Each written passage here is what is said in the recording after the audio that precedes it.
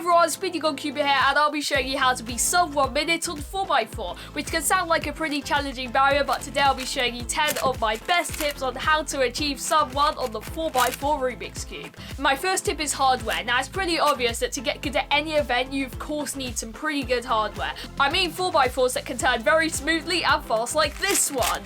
Now, I'm currently using the MoYu Aosu GTS2M, which is a cube I've been using for a few years, and it really has been lasting a long time. I'll leave a link in the description to the one I'm using, although I have heard that a lot more amazing hardware has come out recently. Like, I know like the WRM is probably like the better version of this one I've got right here, and I've also heard amazing things about the MGC. You can find many incredible 4x4 speed cubes on SpeedyGoneCuber.org, which is our sponsor, and if you want to save a little bit of money, please remember to use discount code SpeedyGoneCuber at checkout for 5% off your order. Hardware does seem like a pretty obvious tip, but I have to include it as you need to make sure that you're not using a 4x4 as stiff as this one. My second tip is over lubing. I noticed my times are like a lot slower when there isn't much lubing, so to fix this I usually just throw in many drops of lubricant into the 4x4 and then I break it in, and then I end up getting much faster time. I feel like lubricant is almost essential on big cubes, and if you don't already have lube, no need to worry, as SpeedyGoneCuber.org have some great choices. They have Perez and Pi Lube.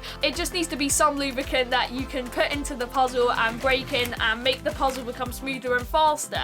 Now you've got brilliant hardware and your puzzle is well lubricated, you're on the right track for sub 1. My third tip is to use the Yau Method, which is the most popular advanced 4x4 method.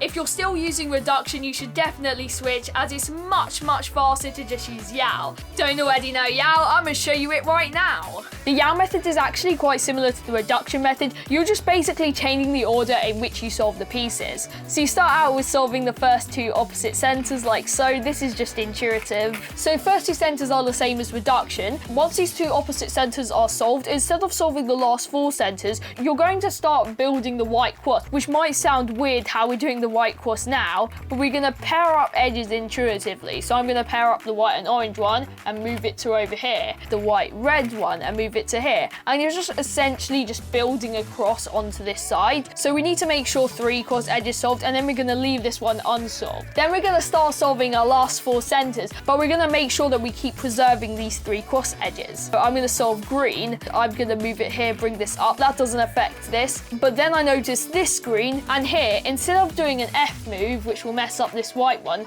I'm going to bring the slot down, then do an F move and bring it up. So basically you keep an eye on where this open slot is, and you can always move this layer. You can't move any of the other layers, but you can always move the upper face. And then you basically just repeat as normal. Once these edges are solved, you then solve your last quarter edge, insert both the pieces in, and then pair them up, and then you've got an edge which you can insert in here. Now you've got a cross already solved, which actually saves you some time for 3x3 stage. But what makes Yau so much faster is that I don't have to rotate all the way to here like how you have to do in the beginner method. I know everything's going to be on top of the cube. I'll never have to look down. Then you start building up the edges, and this is just through like slice and then flipping edges and then slicing back, and you can pair them up in a similar sort of way to how you would in the free slice method. And once you've solved all the edges, you've then just got 3x3 stage. Because you've already got a cross solved, you can just go straight into F2L and you finish as normal.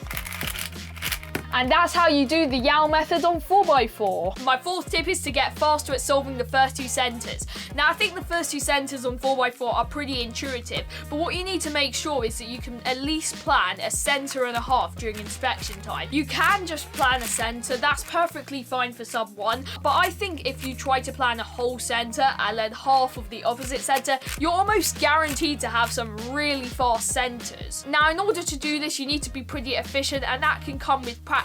The main thing is about planning it in inspection. Don't worry if you're going over 15 seconds, because that will probably happen right at the start. And try to make sure that your first couple centers doesn't take any longer than 6 seconds. For the cross edges, to be more efficient, you kind of just want to make sure you're not using too many moves. But I think the biggest weakness people have for the first 3 centers is just the amount of time you have to pause. Those bright edge pieces can be anywhere on the cube. They can be the top, bottom, the side. It's really hard to find where a specific edge pair is. Now to improve it, you can like try to turn slower, but I honestly think just like keep practicing that step. So I think doing slow solves definitely helped with the look ahead of the first 3 edges. So if you can really improve your look ahead on that one part of 4x4, you'll see some massive difference in your times. Tip 6 is solving the last 4 centers efficiently. I use half centers, which is a way where you solve half the centers on like the left hand side, and then you can turn the right and up face with R and U moves. So the way this works is you basically solve bars. So I can see I've already got an orange bar here, and I'm just gonna make 3 bars. So I'm gonna make a green bar, and this is just by pairing up bars, and I'm gonna move the green bar down to here. Then I'm gonna solve a red bar by just matching these two and move it here, so we've got 3 bars. And what's very nice about half centers is that you can solve the rest with just wide R and U moves, which makes this so convenient. So I'm going to firstly solve red by pairing it up, and then I'm going to solve the green bar just with R and U moves, very nice, and then I'm going to solve the orange with just R and U moves, and then it just finishes off like that. So I recommend giving half centers a go. If you feel like you're faster with it, keep doing it, and if you feel like solving each center separately works best, then do that. It's really what works for you, but I found half centers seems to work the best for me. To solve the last course edge, you can just do it a simple way like slice and then insert it and then slice back and solve. This can work pretty well. I do it that way sometimes. So you can actually also do it from the side, which can look something like this, which can be very helpful because as soon as you've solved your centers, you can straight away move into your last course edge with it on the side. My 7th tip is to use 3-2-3 edge pairing. So when you get to the last 8 edges, you can actually solve the first 3 of them all at once, and I'll show you how to do it right now. You would just start off with the slice move. In this case, I'm solving blue and red, so I'm going to insert the blue and red edge piece into here. But then instead of slicing back and just solving it, I can then just carry on. I notice yellow and orange, so I can insert yellow and orange into here, and then I notice orange and green, which can be found back here, insert it into here, and then I can slice back, and I've got 3 edge pieces solved at once, and it saves a lot of time, and then I can just finish off as normal.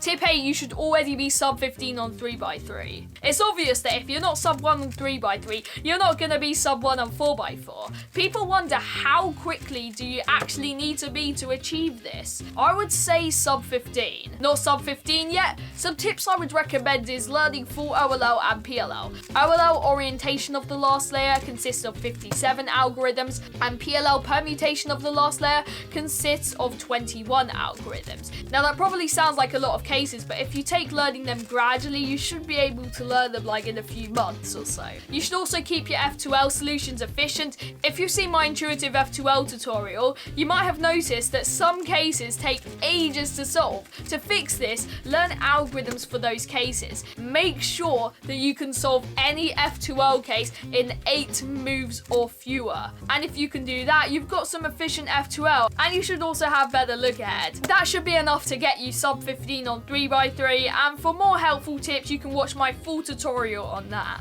Tip 9 is look ahead. To achieve sub 1 minute on 4x4, you have to reduce like as many pauses as you can. To get better at it, I recommend doing more solves, do some slow solves, and make the most of your inspection time so you have a brilliant head start into the solve. Also, try to realize what step has like the worst look ahead and keep practicing that step, especially with the first 3 cross edges, because as I said earlier, those cross edges can be absolutely anywhere on the cube. So in my case, I would solve the 3 cross edges, then I would mess them up, solve them again, mess them up, repeat. And once you become more familiar with solving a 4x4, look ahead can naturally improve. And now for my final tip. You probably know what this is going to be, and that's the practice. Sub 1 won't actually be a difficult barrier if you do loads of solves. I think most of it comes down to using Yau, being efficient, and having good look ahead. Now practice can consist of slow solves and time solves. In slow solves, you might want to focus on the efficiency for how you're going to solve your centers. In time solves, you probably want to think more about look ahead. If you're using Yau, you get pretty good at it and you practice, then you have a high chance of getting sub 1 or 4x4. So thank you all so much for watching this video. If you enjoyed it or have any questions, leave them in the comment section below. I wish you all amazing luck on achieving the sub 1 minute barrier. Thanks for watching and happy cubing.